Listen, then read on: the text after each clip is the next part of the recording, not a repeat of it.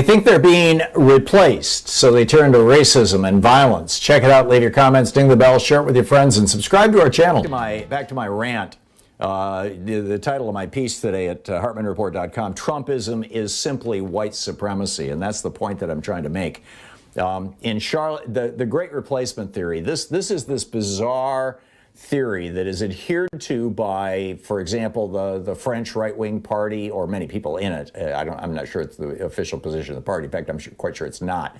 But the Hungarian Fidesz party, you know, Viktor Orban's party, and increasingly in the United States, the Republican Party, and I'll explain the genesis of this in just a second, is that people like Jewish billionaire George Soros are funding the promotion of abortion and homosexuality among white people, specifically to reduce white numbers and replace white people with darker skinned people, to replace us. And this went viral on Facebook and in other social media in the months before the Charlottesville so-called rally where Heather Heyer was murdered. And in that, I believe Heather Heyer was murdered at that rally. And in that is why these guys were chanting, Jews will not replace us. They didn't mean Jewish people will not take our jobs. What they meant was a Jewish billionaire, George Soros, is not going to is not going to cause black people to replace white people in America by funding things like abortion for white people and birth control. And when you dig into the anti-abortion movement and the anti-birth control movement, you will find the Great Replacement theory in many of its darkest corners. Not all, obviously, not even the majority of it, but it's there. Donald Trump calling African countries S-hole countries. In fact, his actual quote was, why do we want all these people from Africa here? They're S-hole countries. We should have more people from Norway. Right, well, what's the difference? It has to do with the color of their skin. He told the squad to go back where you come from. Right. Ocasio-Cortez, AOC, replied, when Trump tells 4 American congresswomen to go back to their countries, he reaffirms his plan to make America great again, has always been about making America white again. So here's where all this started. And I could go on with another dozen examples, but, it's time for the media to stop this. Oh, he's a populist. Oh, he's an authoritarian. No, well, yeah, he might be those things, but really at the core, I mean, speaking as an old white guy, I can tell you every white person, certainly of my age, has at some point in their life known at least one of these fulminating racists. I'm not talking about people like Nixon or Reagan who made racist jokes.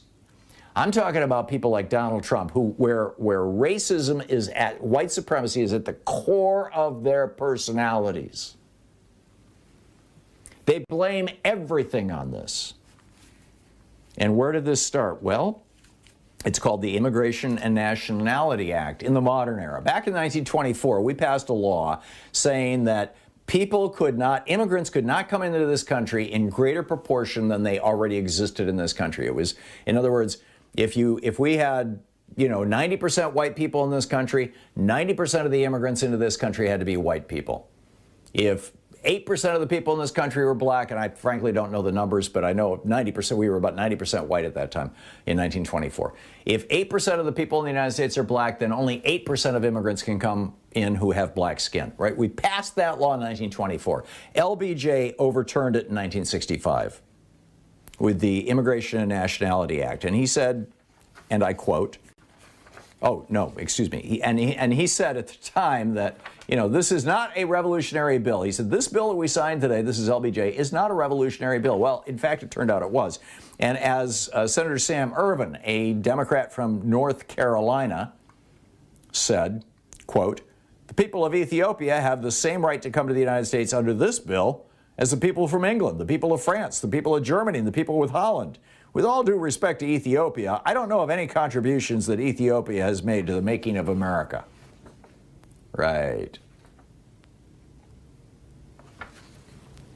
So that's, you know, that I think is like one of the, and so now we're at what, 59% white people in the United States. It's going to go below 50% in about 20 years. You know, of the adult population. More children are being born to people who are not white than to people who are white, and the Republican Party which is, you know, has declared itself particularly since Trump's presidency, but, you know, I mean, Reagan was willing to use race to get elected. George Herbert Walker Bush was willing to use race to get elected. Remember the Willie Horton ads? And certainly Donald Trump. I mean, he started his campaign with Mexicans are rapists and criminals. His two signature accomplishments, giving billionaires, mostly white billionaires, according to Forbes magazine, a $1 trillion tax cut, and keeping brown-skinned people from our southern border.